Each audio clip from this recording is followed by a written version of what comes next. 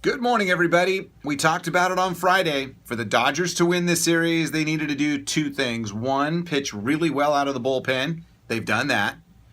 They've got to also hit with runners in scoring position. Not so much. They did on Friday in their win. Even though Clayton Kershaw struggled, the Dodgers got great work out of the pen, did just enough hitting to get a 4-3 victory. But yesterday's loss against the Nationals in Game 2 of their best-of-5 first-round series was not very good. They went 1 for 9 with runners in scoring position. They went 0 for 5 with the bases loaded.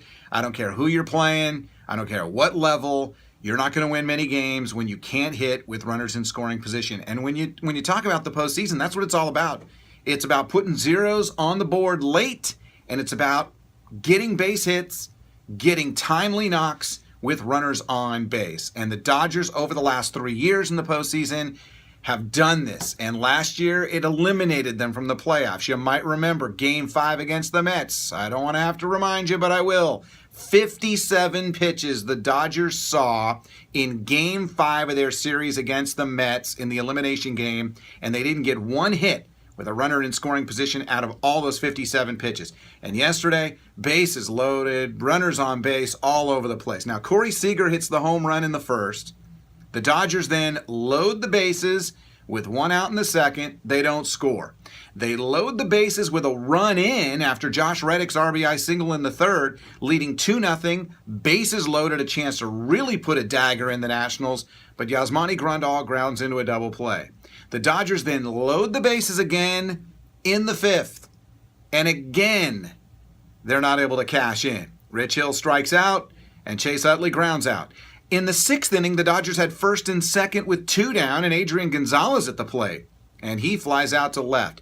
The Dodgers would leave 12 runners on base all told, and the series is now even at a game apiece. You never know which game is going to win or lose a series, but yesterday's game felt a ton like 2013, 2014, and 2015.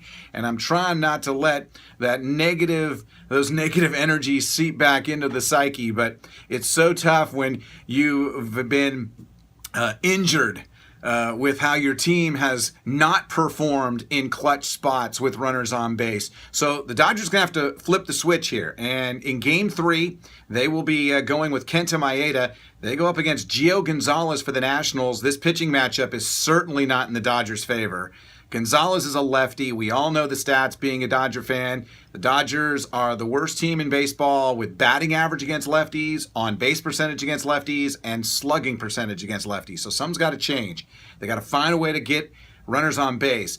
Best case scenario, they really work some counts, drive up the pitch count, find ways to get on base, maybe utilize a little hit and run, because they have shown they just can't hit with pop against lefties. I have a great fear today about Maeda against this Nationals lineup. He has got to pinpoint with his location. He doesn't have the velo to blow it by them, so he is going to have to locate with his assortment of breaking balls, curveballs, changeups.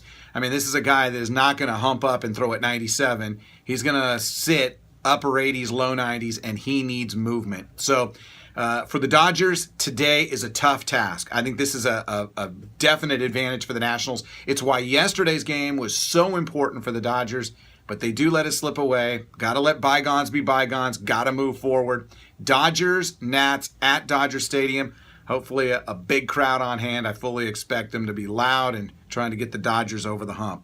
Don't want to think about the fact that if the Dodgers fall today, they may have to send a 21-year-old rookie on the mound with their season on the line in Julio Urias in Game 4 tomorrow. Enjoy the game, everyone. Subscribe to the Bit of Baca channel, and we will recap Game 3 and preview Game 4 tomorrow. Enjoy the games, everyone, and we'll talk to you later. Here's hoping the Dodgers can hit off a lefty.